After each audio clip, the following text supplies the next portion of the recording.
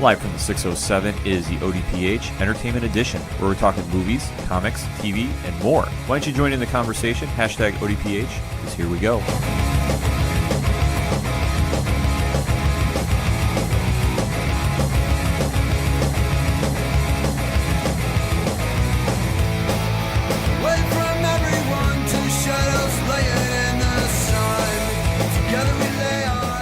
And welcome to a special edition of the ODPH Entertainment Edition under snowy conditions here in the upstate New York. This is true.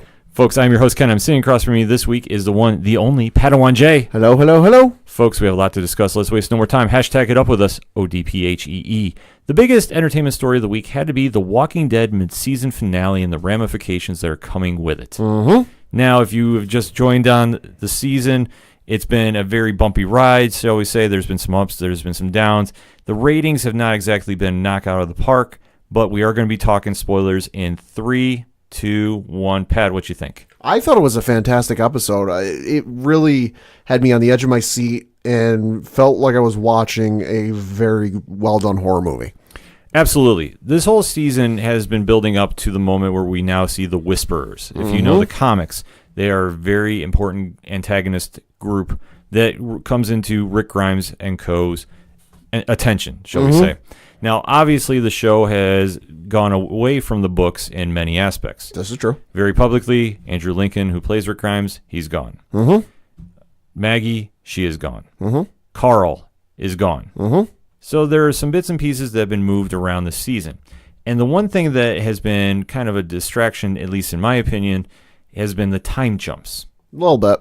It's been confusing because every episode it seemed like they've jumped a month ahead or 2 months ahead. Right, and they don't need to necessarily put something on screen. Like, I recently saw Fantastic Beasts and Where to Find Them last week, and one of the things they do is in the beginning of the movie, they say what year it is, and then they go and say, a couple scenes later, they say, oh, it's, 6 months later, or whatever it is. They don't necessarily need to go out and put something on screen saying 6 months later, but if you could reference something that happened in a scene or a previous episode and be like, oh yeah, well, yeah, I can't believe it's been, X number of months since such and such happened. Yeah, they usually drop a one-word line saying, that happened a month ago, or that happened 6 weeks ago, or something in that variation. Right. So that would be my only knock on the season thus far. And obviously they did the bait and switch of Andrew Lincoln's character, Rick Grimes, who is now still alive and going to be going on to his own movie franchise, so to speak. Yep.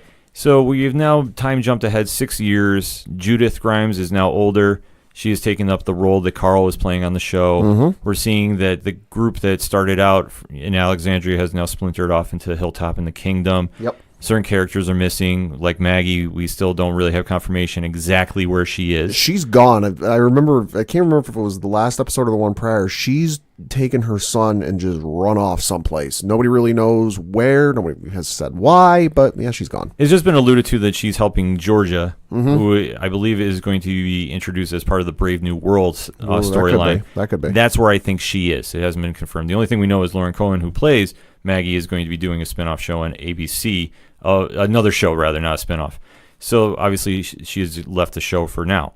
So going into the episode, they've been doing a very quiet buildup of what has happened now. And they did tease last episode about the Whisperers. Yep. And then Eugene and Rosita have been on the run from them. And Rosita was found hurt and injured, and she's trying to warn the group about their coming. Eugene is still out missing in the woods. Yeah. So Daryl, who has been out living in the woods with a dog, joins up with Jesus and Aaron. I just want to say the Daryl getting the dog thing is brilliant and amazing, and I know the internet will riot if Daryl Dixon ever dies. I'm going to add the dog to that list. Oh, I think so too. I mean, it's a nice addition to the group, so you can't really fault that. And it's been one of the biggest knocks I think people have had for The Walking Dead over the years is, okay, you have the people, you have these walkers, where in the bleep are all the animals? Absolutely. I mean, that's the biggest question you got is certain elements that you haven't really seen on the show. You kind of wonder, is there any animal pets lying around? I mean, obviously, stuff is very different. Sure. In the post-apocalyptic world. Thank you. So when you factor all that in, it's kind of nice to see a little touch to the show, and they're kind of making almost a sense of normalcy, if there can be one, in the zombie apocalypse. But as we see going forward, though, Aaron, Jesus, and Daryl are going out searching for Eugene. And this is where we finally see the true introduction to the Whisperers. Which is something I thought we were going to get a couple seasons ago as the finale, which would have been brilliant. But hey, we're getting it now. I think so too, and especially they've been alluded to for much longer than we've let on. Yeah. Because remember, a few seasons ago, there was somebody watching the group in the shadows, and you just saw boots. Ooh, that's true. And it's never been touched upon. That's true. I completely forgot about that. Yeah, and I'm saying that will get tied into. Yeah, oh, it will. And just remember, you heard it here first on the ODPH Entertainment Well, so because Edition. if there's one thing the writers and showrunners and folks who run The Walking Dead are very good. They're very good at dropping little Easter eggs or something that's like a throwaway, something you won't really pay any attention to at one point in a season. And it won't be immediately after. They'll do a slow burn, slow reveal. It'll come back later and it'll have some importance. Right. So as this show is moving forward, you see that Daryl and company are going out and they're trying to find, and they're noticing that this group of zombies is acting different than any other ones. Mm-hmm. And yeah, obviously you see Daryl plants an alarm clock to try to dismay the path that they're going on. Yeah. And give Eugene and company time after they find Eugene hidden in a barn, and he is freaking out and he knows something's up. Oh, he's crapped his pants at this point. Oh, absolutely. I mean, can you blame him? No. But at this point, he is now moving forward, and he's like telling everybody, we gotta go. You know, I'm dead weight. I'm gonna get us killed.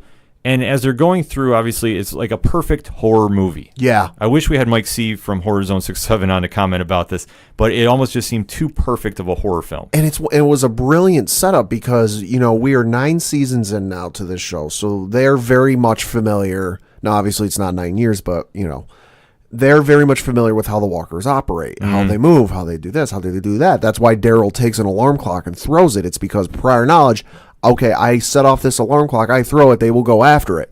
Eugene blows that all out the water and turns the entire world upside down, where he's like, no, they've come back into this barn twice looking for me. Yeah, he's now explaining that under his logic, and at this time, they don't know who the Whisperers are. Yeah, I would say if you don't know what's going on, it is perfect logic. Yeah, it's perfect logic. He's thinking the zombies have now finally evolved, which makes sense until you finally realize what's going on. Yeah. And then as the show is progressing, they are moving through, and they wind up in a graveyard of all places. Of course. Of course, foggy, dark, perfect setting. Yep. And this is where Aaron and Jesus are trying to escape with Eugene. Daryl has been trying to ward the other group off. The only thing that I thought was kind of puzzling at this time was how quickly Michonne and company found them. Right. Because at the end, Rosita wakes up in Hilltop, and Michonne finds her, and she takes off because she's like, I know where Eugene is. And just to see just how quickly they moved to get there. I mean, you can almost say it's a no prize. Shout out to the late Stan Lee. But it was just kind of like how quickly they got there. And especially at that time of night, and it's foggy. Right. And obviously, they're trying to jump in and help where the zombies are attacking. And then Jesus, finally, after they bust the gate open to get Eugene out, he tries fighting them all off. And it's almost like the, Matrix-like action sequence. Yeah. He's hitting everybody with a sword. And he goes for one, and then one ducks. Yeah. And hits him right in the ribs, through with a sword. And whispers something, you don't belong here. Yep. Or something in that variation. Something to that Which degree. I'm pretty sure that was Beta, if I'm not mistaken. Very likely so. Yes, and that was a very impactful death because I did not see that one coming. No, that is not how it happens in the comics. No, they're going away from the comics, and I gotta say, certain elements like this I'm okay with. Yeah. Other ones I'm not so much because, for example, they're now pushing Henry into the Carl role of the show, and you see there's kind of little teen angst drama going on with him when he's now at the Hilltop. And obviously I think that his storyline is going to fill in the role of Carl's if you compare it to the Whisperer saga in the comics. Let's say, which makes more sense than having it happen with Judith. Oh, absolutely. And which makes perfect sense because Judith has been long dead in the comics. Right. So to see Henry take the place here, that would make some sense. And just kind of see, I'm just worried they're going to try forcing him down everybody's throats, like everybody's supposed to like him off the bat. I think you'll see a lot of him at first, but that's because he's a new character. You really don't know him all that well, other than, he's Carol's quote unquote son. So I think it's just an introduction to him and kind of get to know him, and then he'll kind of won't be featured as much. He'll kind of be featured equally with everybody else. Yeah, he's going to play a prominent role in the series moving forward. Yeah. But how the group now reacts to this, because now they've seen a zombie actually kill one of their own with a weapon. Yeah. And after all this time, the psychological effect this has to have on them has got to be just mind-blowing. No pun intended.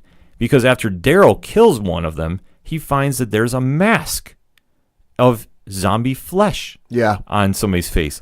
And he's going like, what the hell is going on? Well, what is it? I think he finds the mask, but I think it's after the quote unquote zombie falls over and it's like they're face down. And that's when he realizes, wait a minute, what the heck is this? It almost looks like I forget the name of it, but there's like a military surgical kind of sewing thing where it's like the X's. Yeah. It looked like something like that on the show, and he sees it. He's like, wait a minute, why has a zombie got one of those on the back of his head? Yeah, I don't know. Like the minute I saw it, I just had this moment of Scott Snyder and Greg Capullo's run with Batman when the Joker had his face cut off. Yes. And he's wearing it. If you ever see the cover for The Death of the Family, It's real creepy. oh, it's creepier than all blazes. But it's amazing. Oh, yeah. But just the fact, like, that's the first thing I thought of. I'm like, holy crap. Mm-hmm. This is what we're going to do? Okay. Yeah. Which, I mean, you know this in the comics. This is nothing new if you read them. But if you're a mainstream viewer, this had to be very, very shocking. Yeah. And something that you got to kind of wonder, okay, what's going to happen moving forward? Is this the only one, or is there more of them? Yeah, because you now notice how big that group was when you originally saw them in the beginning of the episode in the field. And you're going, holy smokes, like, this is huge. Yeah. So, with that being said, moving forward, that wasn't the only big factor change of the show. Mm-hmm. We saw that Negan is now freed from his prison cell. That we don't know if that was Father Gabriel who did it because he didn't realize the door was shut because Negan was playing mind games with him. I'll say, I think at this point, Father Gabriel wants to shank him. I think so, too. I think Negan has found a way to get under everybody's skin. I'll say the Viper hasn't lost his serpent tongue. No, by no means. So the fact that now he is free, and you see as the trailer for the February 10th, 2019 return for The Walking Dead, at the end you see Negan whistling. Yeah. So you know that he has now found Lucille, or a version of, because we don't know if this is the actual. I'll say something tells me he's not going to be short on baseball bats and barbed wire. No, and obviously if you know the comic book storyline, you know where his character is going to be playing a very, very prominent role in the Whisperer saga. I think the other interesting thing of this episode was when Michonne took the survivors, I'll call them. They eventually got to Kingdom, and they heard somebody coming, and it wasn't wait, who's coming? Oh, it's Michonne. No, it was somebody's coming, pull everyone in and get every gun we have trained on them. Yeah, well, it just goes to show that the dynamic between Alexandria and the Hilltop is, I don't want to say it's become toxic. I will. It's not comfortable. It's bad. No, it's bad, but it's almost to the point of they know Michonne is coming. Right. And everybody, gets everybody inside and they draw their guns and draw their weapons. And you almost wonder, okay, what has happened? Because something obviously has happened in 6 years. And it's not just between the two sides. It's with, the main group, Rick's group, the group we've been following all these seasons, where a couple of them get together inside the, Hilltop, and it's like, I forget who it is, but they go, it's almost like the group's back together again. And it wasn't like a happy-go-lucky, hey, we're back together again. It was Tara. Okay, yeah, it was Tara. There was almost a bit of, like, something behind it that, like, she's not happy about it. Well, you can obviously tell when Carol is talking to Michonne. Yeah. And she's almost trying to, unite everybody again, and Michonne is very, very standoffish. Very. Yeah. And they've never really explained, too, as we've seen with Daryl and Michonne, have had X's marked on their back. That's coming. I don't remember the exact article I read it, but I did read an article that is going to get explained in an upcoming episode, and from what I understand, it is gnarly. Well, I can only imagine, from what I'm taking about this and from what I've seen, I'm thinking Hilltop did that to them. Oh, that could be. Because Daryl has been living out in the woods for all this time. And the other interesting thing with Daryl is we remember past seasons of Daryl and Carol where that was like the internet's hottest relationship that they wanted to happen. Mm-hmm. And now it's like Daryl can't even stand her. Yeah, you can definitely tell that something has happened. So my early ODPH prediction is there was a civil war, so to speak, between Hilltop and Alexandria. Mm-hmm. And obviously, I would say Michonne and Daryl were on the losing end of that battle. Mm-hmm. And thus, they have been marked. I think it might almost also, like a scarlet letter. I think it also might be an ideological thing. That's just me reading into it, because you look at Hilltop and, they bring up elections. Mm-hmm. And I know they bring up, I think Jesus is kind of running things. He's been elected leader. And I think a couple episodes ago they mentioned, it's time, elections are coming up. And then you look at Alexandria and they've got, the kind of this council, this round table type scenario. So it almost seems like it's an ideological difference between the two. Right. So obviously there's a lot of stuff going on between now and February 10th. Pat, final thoughts on the episode and season for The Walking Dead thus far. First half of the season has been really good. I don't care what the ratings say. I have enjoyed it. I just hate the fact that we have to wait till February 10th to find out more. I have to agree. The season has been, for all the changes they've announced, has been actually very good. I know that they have tried doing a lot and really kind of misleading the viewers, so to speak. Mm-hmm. Some of it has been good. Yeah. Obviously with killing Jesus off on the show, it was definitely a surprise. And it kind of reminded me about the early seasons of The Walking Dead, where the quote-unquote no one is safe feeling is back on the show, which I like in that sense. I did not like the whole Rick Grimes bait and switch. It just seemed like a clickbait for people to tune into the show. Yeah. Which I'm okay with, depending on how the whole movie's trilogy goes on. Right. Because I'm still on the fence about that. Even I know we've talked about it in previous episodes. I'm still waiting to kind of see how that pans out. But overall, I thought the show, since Rick Grimes has left, has actually been an improvement, because now you're seeing other characters and other dynamics happen. Albeit, though, some of it with the backstory and the time jump has been lost in the wayside. Mm-hmm. But overall, though, it has been a very good show. Yeah. It's definitely been quality, and obviously the ratings have not reflected it, but I think they're taking steps in the right direction, and depending on where they go with the Whisper saga, they can only go up from here. But let us know what you think. Hit us up on the hashtag ODPHEE. What's your thoughts on The Walking Dead? We want to know. We're going to take a quick break. We'll be right back. Hey, what's going on, everybody? This is George Gatton, and you are listening to the Ocho Duro Parlay Hour Entertainment Edition.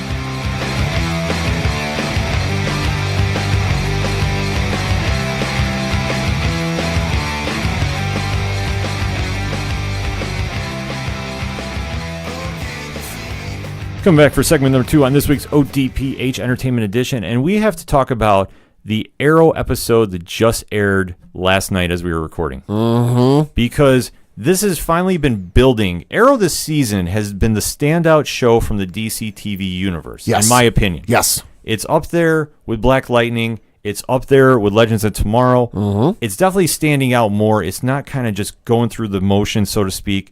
They've streamlined it more or less. This episode is like what I want to see from the series. Okay. So obviously we're going to be talking some more spoilers. Pad, what did you think about this episode? Holy cow. This season has clearly been building up to something, and the vibe I got off of feeling watching this episode is things are about to change, and there's no coming back from what is happening.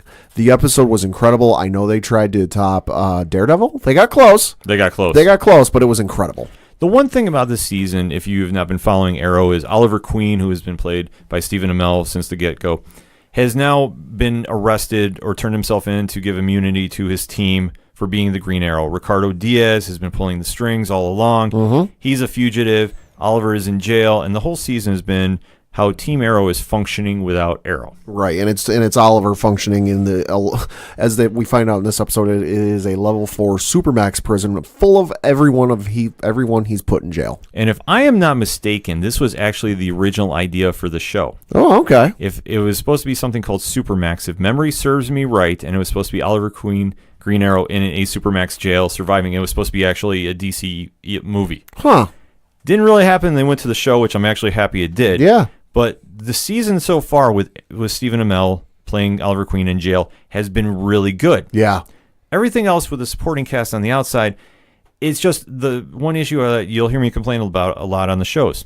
When you have that big of a supporting cast, right, it's hard to give everybody screen time and give their stories time to grow. Yeah.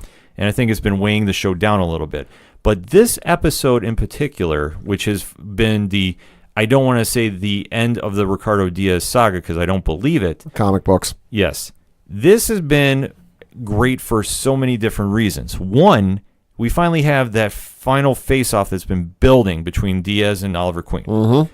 Two, this was kept solely in the Slabgate prison. Yeah. So there was no outside interference, so to speak. No Team Arrow, just Oliver and Bronze Tiger, who was played by Michael Jai White. Yep.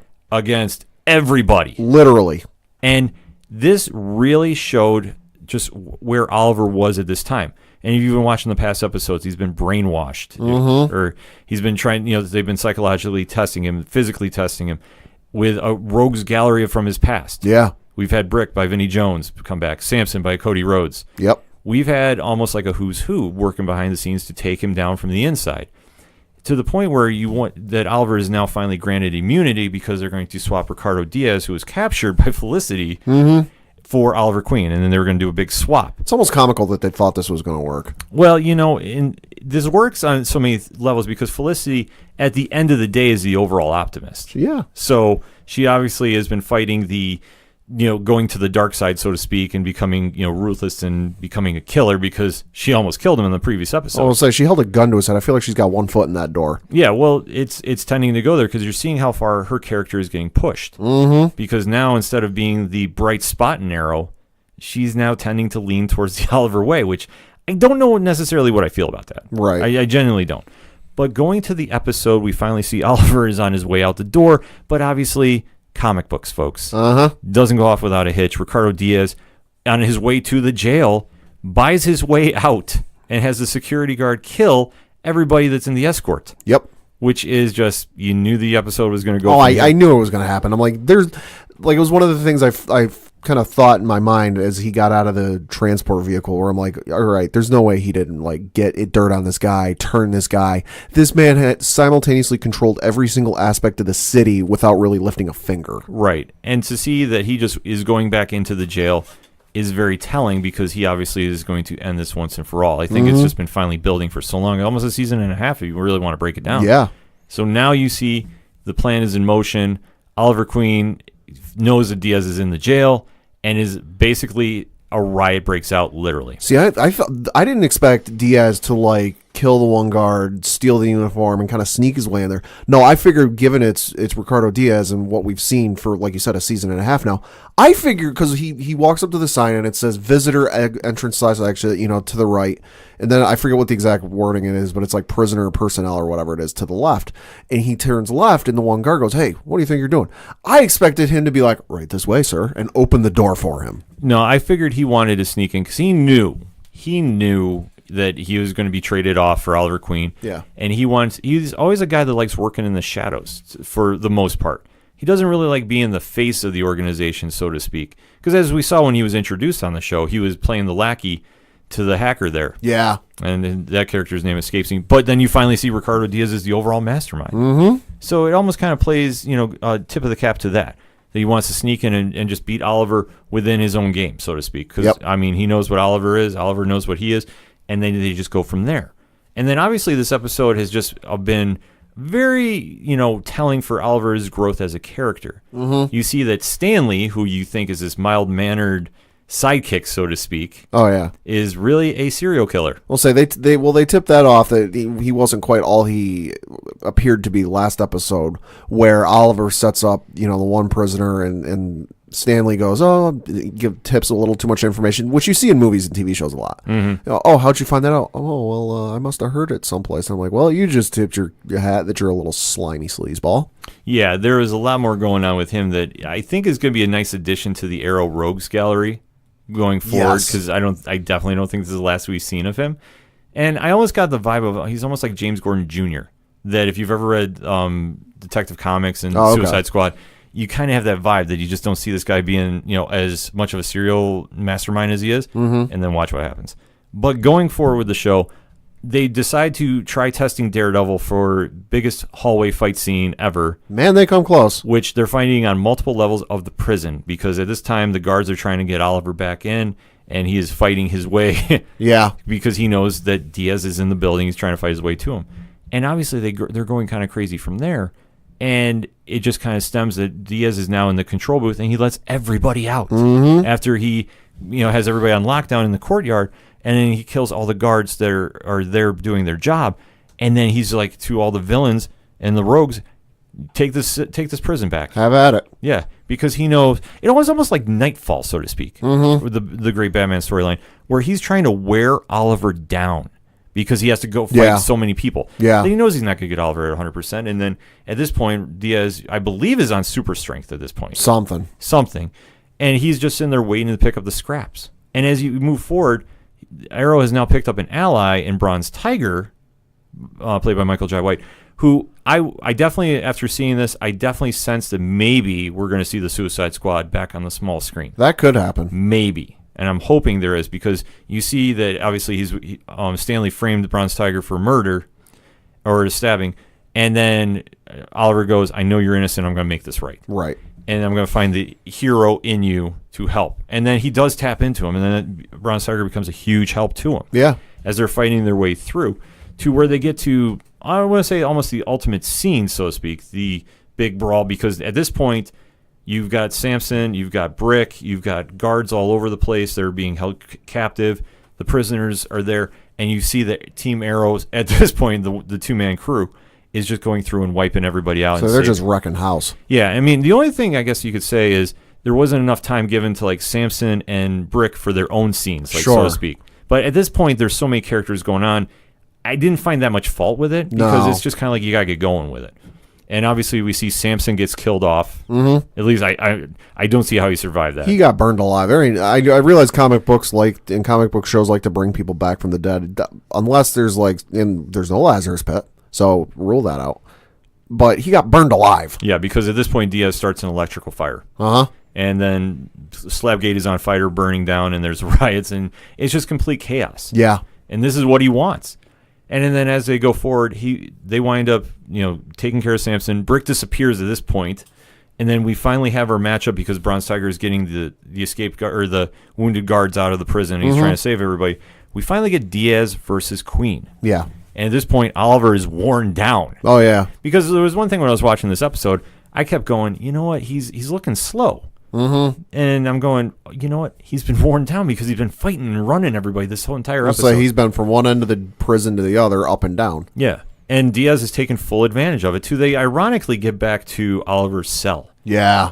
And then Oliver very smartly just waits his time because when Diaz is just, wearing him down and just bragging about how I finally beat you, I finally won, Oliver winds up turning the knife into him and catching Diaz slipping just like that. Yep. Just takes a second, and he got him, stabs him, and then leaves him, we think, for dead. But But, like any true comic book villain, I just don't think he's going away just yet. I'll say until I see a body in like a nuclear explosion in a comic book, I don't believe they're dead. No. Even then, I don't believe they're dead. No. And at this point, the prison is now becoming under control again. The guards and company are now, taking back what's right. I mean, that's my one issue with the episode is they say in the show when Oliver's trying to convince after Diaz visits Oliver in the visitation room, and he goes, "Oh, it's Ricardo Diaz, it's Diaz." He starts telling the guards, the guard in charge of his cell block or whatever, "Oh, that was Ricardo Diaz," and the guard basically goes, "Oh no, there's 50 trained officers here. We can take him." Blah blah blah blah blah.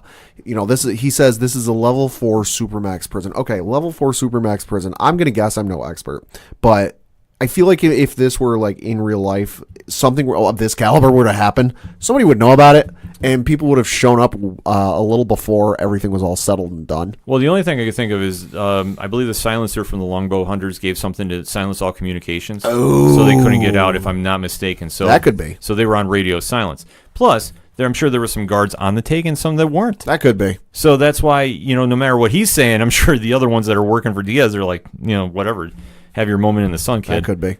But like I say, at the end of the episode, the prison guards take back what's rightfully theirs, the prison. Uh-huh. And everything becomes sort of under control until we find out Stanley and Brick are trying to escape through the morgue, and Stanley kills Brick. Yup. Thus establishing that the mild-mannered guy in the room is not exactly who he appears to be. I'm convinced, because Oliver a couple episodes went to level 2 looking for the demon. I'm convinced Stanley's the demon. He could be. That's a great theory, Pat. I'm not disputing that. Because the thing of it is Oliver never did find the demon one way or the other.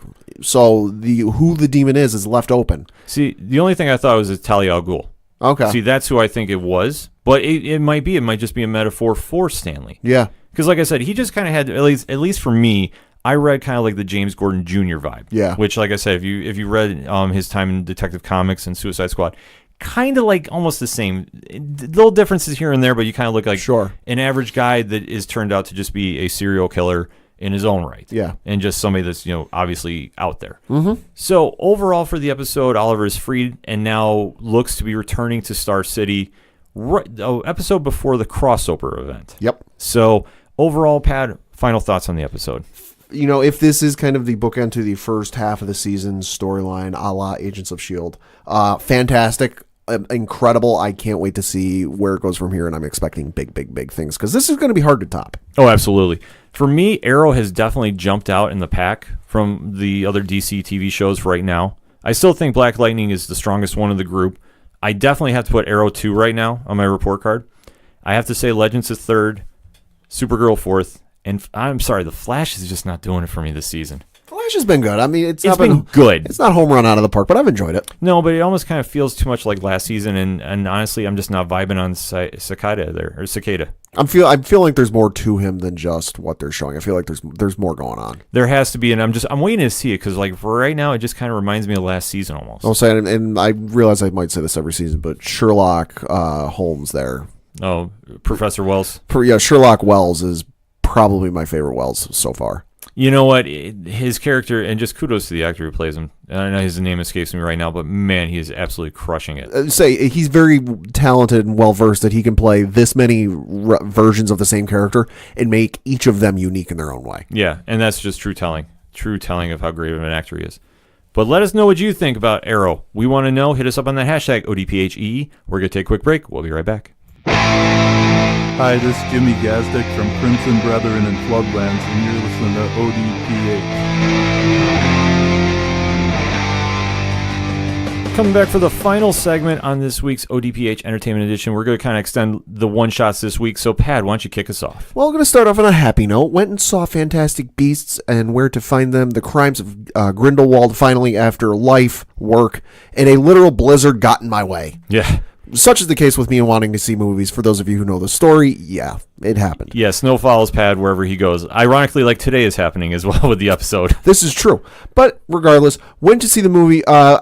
Thoroughly enjoyed it. I know fans and reviews are kind of mixed. I thoroughly enjoyed it. You know, the overt and obvious connections to the future, Harry Potter storyline, I loved. Even there were some subtle ones that you might have had to pay a little bit of attention to, be listening to a little closely to catch them.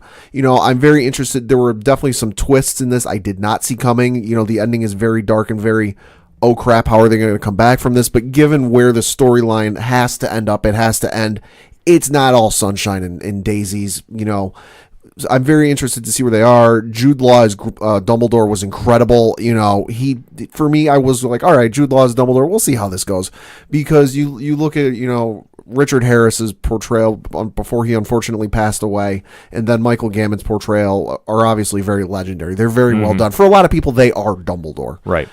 But Jude Law did a very good job, and he captured that kind of whimsical, I know more than I'm letting on, and I'm kind of trying to lead you along with breadcrumbs without kind of trying to tell you everything. And it built off of the first one and expanded it for this one. Like I said, I'm just thoroughly excited to see where it goes. Well, that's good to hear, because obviously when you tie in prequels and Harry Potter, you have to walk on a very thin line. It has to be a hit, or obviously the fan base will get at you about that. Getting into my other one, this is the kind of negative one. Amazon recently put their foot in some mess. So for those of you who obviously know, I'm very excited for Kingdom Hearts 3 coming out January 29th. Are you? Yes. So Amazon Games last week said, hey, tune into our Black Friday stream. We're going to have a Kingdom Hearts 3 announcement. Got a lot of fans' ears up. Kingdom Hearts fans have been waiting, 13 years, 12 years, going on 13 years for this game. Any sort of news, any sort of announcements, anything to do with the game, they're going to be real excited. So, the folks at Kind of Funny Games, Greg Miller and co were the ones on the stream. This is not their fault. They're catching some flack for this. This is not their fault. They were reading what they were told to. They were reading from a script. So the stream, from what I understand, was like a 3-hour plus stream. And at one point in the stream, they show the box art for the game, which we've already seen. I had it as my phone background for about 4 months. And then they go, oh, hey, tune into the Cyber Monday stream for a world premiere trailer and a DLC announcement, which is interesting because Kingdom Hearts has never had DLC, because for the game's initial releases, they were all pre-DLC era. Right. I guess the only arguable DLC they've had is when they re-released, quote unquote, final mixes of the game with added stuff into it, but that was a whole separate game. That wasn't anything added on. Okay. So Monday rolls around, and about an hour or so, or 20, 30 minutes before the stream launches, Amazon Games' official Twitter account tweets, and I quote, Apologies, the Kingdom Hearts 3 video featuring our awesome new exclusive DLC has been consumed by Heartless and not available. Learn what that DLC is, how to get it exclusively from Amazon, and score a Twitch Prime bonus on Monday, November 26th, around 1 p.m. Pacific Standard Time, and then it provided a link. So, their DLC they're hyping up is a skin for a Keyblade. Now, for those who don't know, Keyblade is the weapon of the main character in the game. And they're back when, you had an announcement at E3, they said if, you pre-order on the PlayStation Store, you get this Keyblade, but in a shade of blue. Mm-hmm. Okay. If you pre-order it on the Xbox Store, you get it in a shade of green. Okay. Japan, you got one at their 7-Eleven, not like our 7-Eleven. You got a code or something from there, and you got, a different shade for over there. And then there's a mobile game where you get something else entirely. So there were 4 announcements back in June. So Amazon comes out and goes, oh, hey, we lost the trailer. We don't have the trailer. Sorry. Oh, by the way, the DLC, exclusive DLC, which it's not exclusive. You can get it in Japan. Exclusive would imply that you can only get it in one place. The exclusive DLC is something you saw all of 6 months ago. So Amazon, suffice it to say, really put their foots in it. That's dealing with that fan base. That's not something you really want to monkey around with. And especially video game fans in general, like, you don't want to hype something up for a week and then, oh, hey, it's something you saw 6 months ago. Yeah, because that's just a bad precedent to set forward. Especially because, like, the director, Tetsuya Nomura, kind of didn't outright say there won't be any DLC, but he's like, we might do some, we might not. We'll see. So to go, oh, hey, there's going to be exclusive DLC, kind of perk fans' ears up going, oh, I wonder what it could be. Well, that's going to be something moving forward they got to check out because there's just so many different directions they can go with it. And obviously with Kingdom Hearts being one of the most anticipated games of 2019, don't take Pad's word for it. It definitely is one of the most anticipated games of the year. Mm-hmm. So you got to be really careful about what you're saying about it and what you're not, because obviously you want to make sure the fan base is pleased, and you don't want to cause any negative feedback based off this. Well, and especially you don't want to have your response in the middle of your stream basically going, hey, you can't blame us. We announced before the stream there wasn't going to be a trailer. Yeah, that's just something that you really just got to watch out for moving forward with that. So for my one-shots, just to clarify something I said last segment, Tom Cavanaugh is who plays Dr. Harrison Wells on The Flash. And I knew it was Tom something. And he is awesome. The trailer for Young Justice Outsiders for the DC Universe has just been released. January 4th, it's out. Oh, okay. It looks incredible. Definitely go check it out. And if you haven't checked out the DC Universe, definitely check it out. It's something, if you're a hardcore DC Comics fan, you'll love it. It has Titans on there. It's coming with Doom Patrol. That's enough for me. I'm a subscriber. But need I say more? Young Justice, the trailer looked great. We'll get into a little more on Daily Dice this week. I went to go see Creed 2, as we talked about last episode. It was very, very good. Not as good as the first film, in my opinion. Sure. But it's typically what you expect from a Rocky film. Okay. Which is not a bad thing. You don't go in there thinking, it's going to be the next epic movie. Right. You're going in there to be entertained. And it really shows the life of boxing, so to speak. Sure. And you see the history and the lineage of the Rocky universe. Dolph Lundgren stole the show, in my opinion. Good. And we finally had, the backstory from Rocky 4. They teased it, but they said enough, and you kind of had an idea what's going on. Okay. Ending was, to be expected, I guess. Say it's Rocky. They're not exactly reinventing the wheel. Right. But they left enough room open for a third. Okay. If they go that route with the same characters. Huh. I don't know if they're going to, though. See, that's the one area I'm not 100% sure. But I kind of left the film going, all right, I think they're going to have another rematch between Drago and Creed. Okay. I think. I'm not sure, though. Is it one of those endings that, okay, I can see this being the end of the franchise, but I can also see it spinning off into another sequel? Kind of, yeah. Okay. Because there's just a lot going on in the film, but just with how it ends, and if you're doing the sports math breakdown of, okay, where are they standing against each other? Not playing spoiler, but there's still some, at least one more fight to be had. Okay. So to speak. But overall, if you like the Rocky films, you'll love it. I definitely would recommend go checking it out because, hey, it's a great, solid film. If you just want some entertainment, no better way to do it. Also, like I said, we're going extended one-shots here.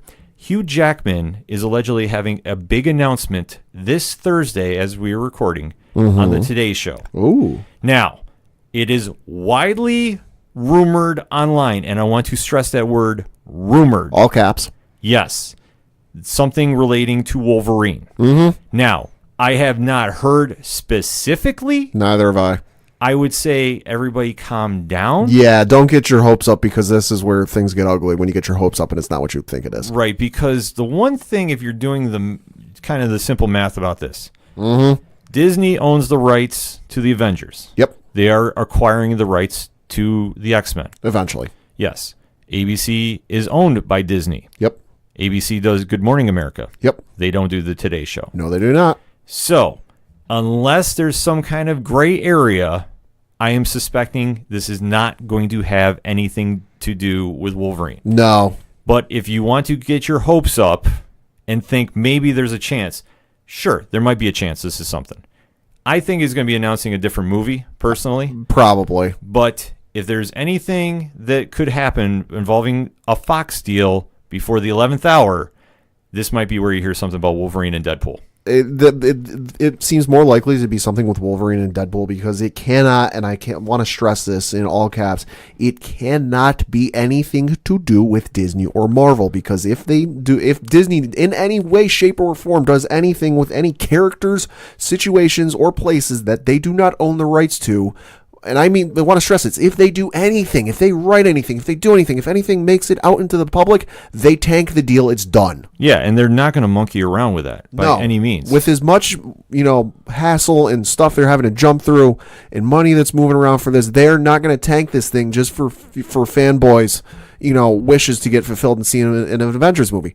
Listen, I want to see Wolverine in an Avengers movie as much as the next person, but they're not going to make an announcement about Wolverine being in anything Marvel before the deal's done. Yeah. Simple as that. Yeah, so unless there's some, handshake agreement that they can announce this under the Fox banner before the deal goes through, I would not suspect this would have anything to do with Wolverine and Deadpool. I'm going to say check it out if you're a fan of both Hugh Jackman and Ryan Reynolds, just to be on the safe side. Yeah. But I'm saying maybe just temper your expectations just a little bit. Yeah. Just if you do the simple math about it, all the premieres for Marvel go through GMA. Yeah, or Monday Night Football or whatever. Yeah, they go through the Disney network. Yeah. Family of networks, rather. So I'm saying just going with it with a little, temper the expectations. Not saying it's not going to happen, but if I'm doing the math on it, I'm saying expect it to be something else. If you're reading the tea leaves, as it were. If you're reading the tea leaves, expect it to be something else. But if not, we will be covering that on next week's episode without question. And my final one shot to take us out this week, it has been announced already. This kind of blows my mind on a couple different levels. Spider-Man Into the Spider-Verse has already been greenlit for a sequel. Oh. And the movie hasn't even came out yet. Which see, that's not surprising, because remember when we were at New York Comic Con and we were reading, what people were saying about the crowd's reaction. So what was it? They showed like 30 minutes or so. Yeah. Before the movie was even out there, like people were raving about it. Right. Which, I mean, they showed so much of it, and yeah, the feedback is good. I just haven't heard anything that much about ticket sales, because I figured that would warrant it, because like we've talked about in previous episodes, Marvel's animated stuff is not exactly, known for being a box office hit. No. Live action? Sure. Yeah. But their animated has not. So when I heard about this, I was like, okay, this is kind of interesting. And they've attached Joaquim Dos Anjos. Ooh. Who, if you know Netflix's Voltron series, he has been tapped to direct the sequel. Huh, that's interesting. According to the Hollywood Reporter. Yeah. And Lauren Montgomery, who has also worked on Voltron, is now is in connection to the Into the Spider-Verse spinoff, which is going to be an all-female cast. Huh. Pretty much, I would expect Ghost Spider, Spider-Woman, Silk, amongst others on that. Yeah. So definitely a lot of animation moves happening for Marvel. I'm excited for this. I'm excited for Into the Spider-Verse coming out. Yeah. Only thing I can figure with them already greenlighting a sequel is the test. Like, because if I'm not mistaken, every time they do a test screening, fans are given like a way to give feedback on the movie and how they feel about it. The feedback from the test screenings must be overwhelmingly, if not completely glowing. I'd have to imagine too, which is great for Marvel. Yeah. Because like we said, their animation has always kind of flown under the radar. Like DC is well known for it. Yeah. Especially that's one plus side if you get the DC Universe app, because you can watch all the DC films on there that are animated. But for Marvel, this is huge. And let alone they're doing an all-female cast too, a spin-off movie as well. Yeah. I think that's a great idea too. There's just a lot going on with the Spider animated universe. Can't wait to see it as well. And remember, Aquaman tickets are on sale as well, too. We're talking about December is going to be a big month for movies. Yeah, it is. And I know the pre-sale is flying out the door right now, so don't miss out on your favorite movies, whatever you're going to see this December. That's all we got for this week. So for Padawan J, Thank you. I'm your host, Ken M. Thank you, as always, for listening to the ODPH Entertainment Edition. We'll see you next time.